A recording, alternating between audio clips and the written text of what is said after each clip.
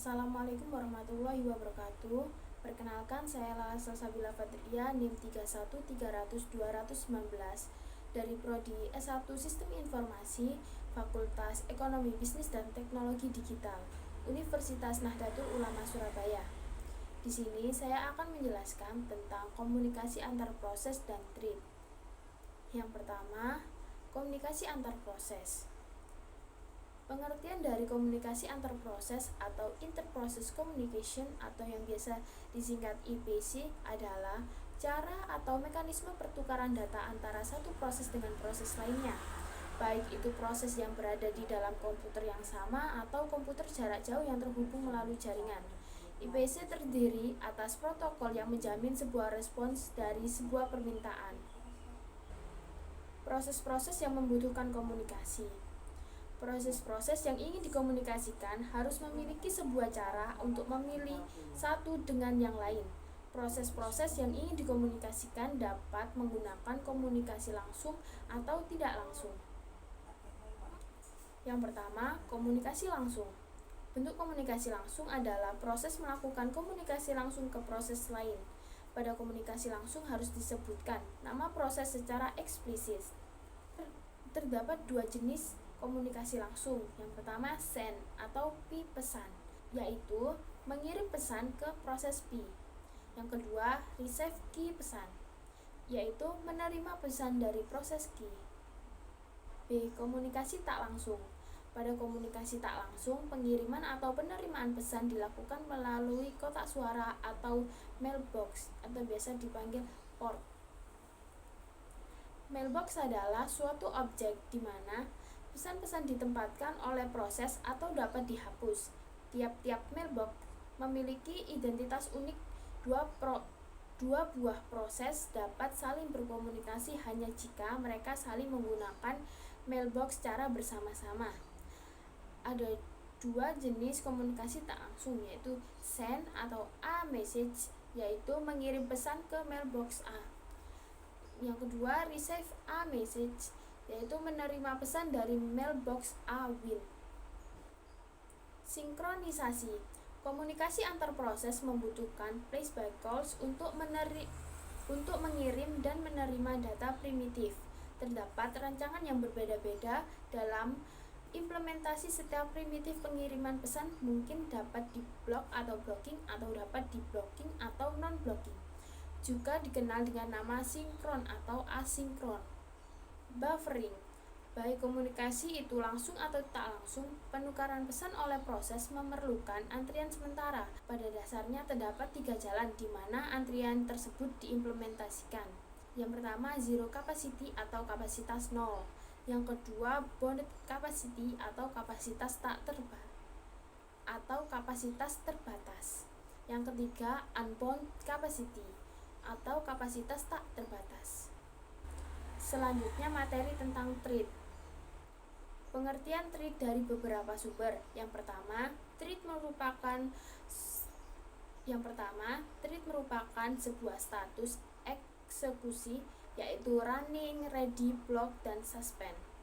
Yang kedua, thread merupakan sebuah pengontrol aliran program.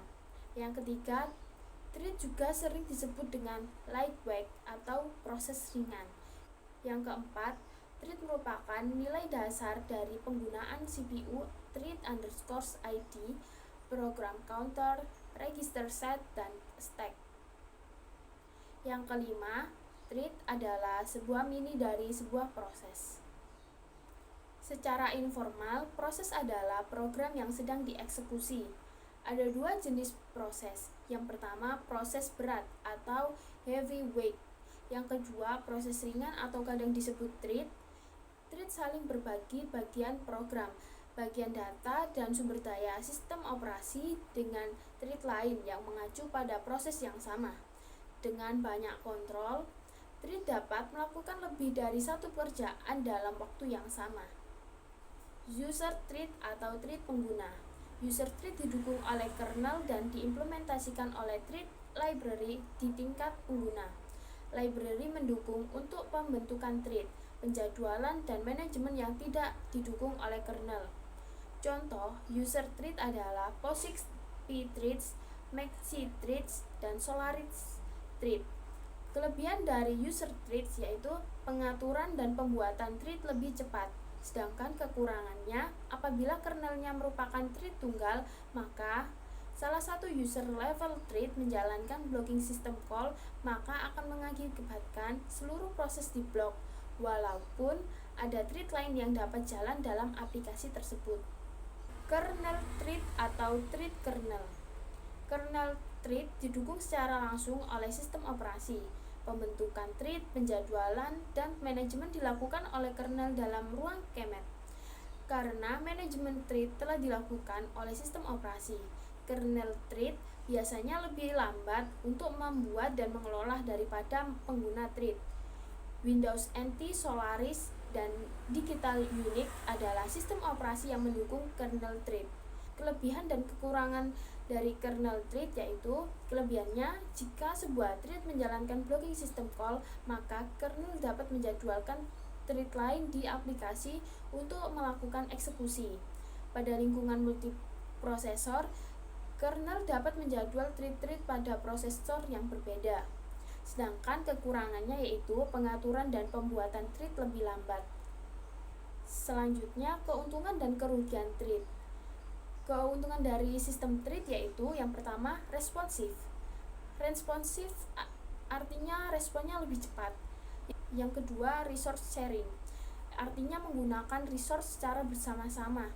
Yang ketiga, ekonomis. Yang keempat, utilitas CPU, yaitu meningkatkan utilitas arsitektur mikroprosesor. Sedangkan kekurangan dari thread yaitu yang pertama, jika digunakan secara berlebihan, maka multithreading akan berdampak pada pemborosan resource dan CPU yang dialokasikan untuk switching threads. Yang kedua, thread yang banyak bisa saling berinterferensi ketika saling berbagi sumber daya hardware seperti cache. Selanjutnya, perbedaan proses dan thread.